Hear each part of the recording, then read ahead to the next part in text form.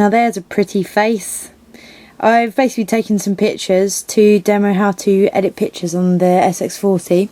So the first one I'm starting with is this very attractive picture, but I was, we've got to have a face somewhere in there for what I want to show you. So once you've got your picture in playback mode, we're going to hit the menu button. So we're going to our first bit of our menu, and down here there's several different in-camera editing options. First one I'm going to show you is my colours, which I think I just went past. Nope. There it is, my colours. So if we just select to enter that, you've got the option to press set to choose what colour you want to use. So if we're going to set, you can change the type of colour of the image. So here it's on vivid colour, so the colours will be a lot brighter. Here's a neutral, so you'll see there was a big change. Colours are very bright there. In neutral, the colours are very toned down. Doesn't really bring out many features. Next one on is sepia, every time I get it wrong, which gives you that sort of browny colour. I'm just going to change the camera settings because it's not quite reflecting as I want it.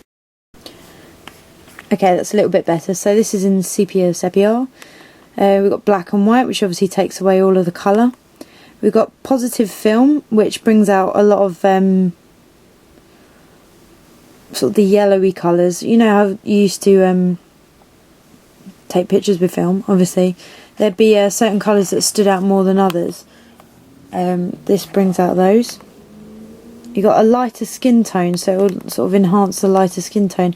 Can't really see it doing it too much. You can see sort of the highlights in the skin are sort of looking a bit more smoothed out, but not anything hugely noticeable. You've got darker skin tone, which will bring out the shadows in the skin in my case, because I don't have dark skin. Vivid blue, there's not really any blue in the picture, but obviously if there was blue in the image, it would bring that out a lot more. I'll show you that in a minute. Vivid green and vivid red, all of which are not really relevant. So if you wanted to select one, say I wanted to put it into black and white, I'd press the function set button in the middle to accept that, and then it will say save new image. We're going to go to OK, and that will save that as a completely new image. So when we look back on our memory card, to exit that, I would just press menu and it will say display new image. We're going to go yep. So there's our new image there. That saves it to the end of my memory card. So if I just scan through these pictures, you'll see I've still got the original picture there on the memory card. I'll go back a few. Here we've got nice bit of scenery, which will show you how those colours come up. So menu again to go in, go down to my colours and just press set, and you'll see how that changed it to black and white straight away. That's in vivid blue, that's in vivid green. It doesn't really do such a good job as I was expecting. Like the blue, obviously between this one and this one, the blue is more vibrant, but not hugely so. It doesn't make a huge bit of difference. You'd be better off just going for vivid colour, and it does both of them. So that's what it would look like with scenery. Moving on, you can resize an image. If I wanted to make this picture smaller, maybe if I wanted to email it out and I just wanted to do it quickly on the camera before I put the memory card in, go to menu, go down to resize, press the function set button in the middle of the back wheel, and I can choose what sort of size I want to put my image down to. So obviously if I was going to email it, I would go to extra small. So that's the sort of options that you can do with resizing. I doubt you would use that too often. But anyway, that is that one. Now here, this was actually, I was leaning up against the window in the kitchen because there was a moth on the window outside. So I don't want all of this of me on the window. All I want is this little bit of the moth here. So I'm going to go to my menu. I'm going to go down to trimming, function set to select, and function set again to choose it. Now use my toggle at the top to either zoom in to the subject I want to trim or zoom out if I've zoomed in too much. So I'm going to select him.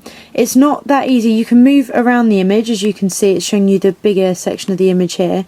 You can move around and that's fair enough, but you can't really very easily change the other options. If I press display, it will change it to portrait instead of landscape, but those are the only real options. It sort of constricts the size of the box depending on what size it's going to crop the image to. So if the more I zoom in, you'll see the smaller the image, 640 by 360, If I zoom out, it can do 28,000 by 15,000. So, you know, the more I zoom in, the smaller the image is going to be, understandably.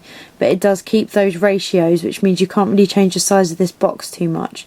So, if I want to keep him, just him, I've got him pretty much centered on how I want the image. So I'm just going to press select to finish that.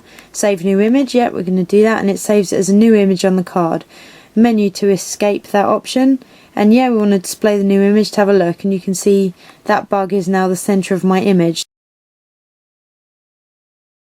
So it's a good quick cropping tool if you want to if you know you've taken a good picture, you want to crop that out on your memory card so you can find it quicker when you're looking through all the other pictures that you've taken.